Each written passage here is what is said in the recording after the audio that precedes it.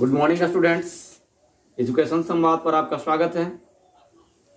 दोस्तों, मैं हूं रंजित रंजन। आज का वही टॉपिक द्विघात समीकरण। क्वेश्चन आप बोर्ड पर देख रहे हैं। दो वर्गों के क्षेत्रफलों का योग 468 मीटर स्क्वायर है। यदि उनके परिमापों का अंतर 24 मीटर हो तो दोनों वर्ग की भुजाएं ज्ञात करें। क्वेश्चन बहुत ही इंपॉर्टेंट है बच्चों, मैं समझाने का प्रयास कर रहा हूं। यहाँ पर दो वर्ग की बात कही जा रही है, तो मैं मान रहा हूं कि एक ये वर्ग है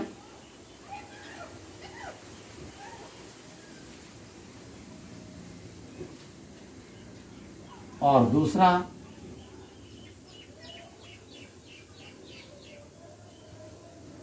ये वर्ग है।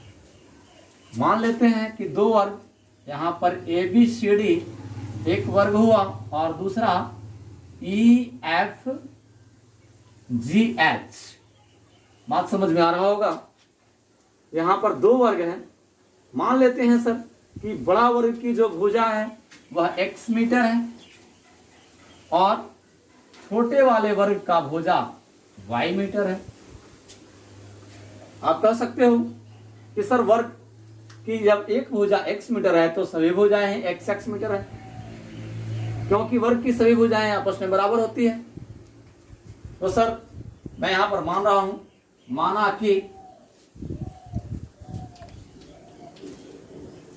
कि बड़े वर्ग की भुजा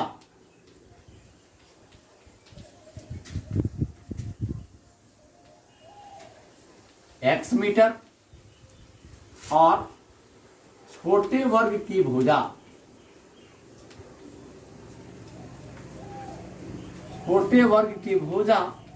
y मीटर, ये मैं मान रहा हूं। और प्रश्न कहता है आपका, पहले प्रश्न कहता है कि दो वर्गों के क्षेत्रफलों का योग। तो आपको मालूम है सर कि वर्ग का क्षेत्रफल क्या होता है। आप कह सकते हो वर्ग का क्षेत्रफल भुजा स्क्वायर। तो बड़े वाले वर्ग का क्षेत्रफल क्या होगा, भुजा स्क्वायर होगा। आप कहोगे एक्स स्क्वायर होगा। और छोटे वाले वर्ग का क्षेत्रफल क्या होगा, वाई स्क्वायर होगा। तो दोनों वर्गों के क्षेत्रफलों का योग मैं कह सकता हूं कि यह प्लस होगा और 468 मीटर स्क्वायर है। इसको मैं इक्वेशन बना रहा हूं 1। एक समीकरण इसको बना लेते हैं। उसी प्रकार आपका प्रश्न कहता है कि उनके परिमापों का अंतर, तो वर्ग का परिमाप बराबर आप कह सकते हो 4 गुना भुजा। तो बड़े वाले वर्ग का परिमाप 4x, छोटे वाले वर्ग का परिमाप 4y और उनके परिमापों का अंतर तो मैं यहां पर माइनस करूंगा। कितना है, 24 मीटर है। 4 से दोनों पक्षों में भाग लग रहा है, तो मैं कह सकता हूं कि x माइनस वाई बराबर 6। 4 से दोनों तरफ भाग दिया गया है। इस बात को आप समझ में आ रहा होगा। समीकरण के दोनों पक्षों में किसी भी संख्या से गुना, भाग, जोड़, घटाव किया जा सकता है, इसलिए मैं इसके दोनों पक्षों में 2 से भाग किया हूं। तो मैं कह सकता हूं या x बराबर 6 प्लस वाई होगा। अब इस इक्वेशन का मान हम इसमें रख सकते हैं। मैं यहां पर लिखूंगा x का मान समीकरण 1 में देने पर, x का मान समीकरण 1 में हम दे सकते हैं, क्योंकि पहला समीकरण क्या कहता है, x square plus y square बराबर 468। तो x के जगह पर मैं 6 प्लस वाई कर सकता हूं और स्क्वायर है स्क्वायर प्लस वाई स्क्वायर बराबर 468। अब हम यहां से चलते हैं डियर। यहां पर a प्लस बी का होल स्क्वायर फॉर्म आप देख रहे हो, तो आप क्या लिखोगे, a स्क्वायर प्लस 2ab 6 दूनी 12 y plus b square y का square plus y square equal to 468। यहां पर आप देख रहे हो y² दोनों पॉजिटिव है, इसको जोड़ा जा सकता है। मैं कह सकता हूं 2y² होगा प्लस 12y प्लस ये 36 है इसलिए 36, इसको साइड चेंज कर देंगे डियर, तो क्या रिजल्ट बनेगा 468 इक्वल टू 0। इसको कैलकुलेशन कर रहे हैं 2y² प्लस 12y, यहां पर प्लस माइनस माइनस होगा क्योंकि रिजल्ट जिसका बड़ा होगा वही चिन्ह आएगा। तो मैं कह सकता हूं कि यहां पर बड़ा है इसलिए रिजल्ट माइनस का बड़ा है तो माइनस में आएगा।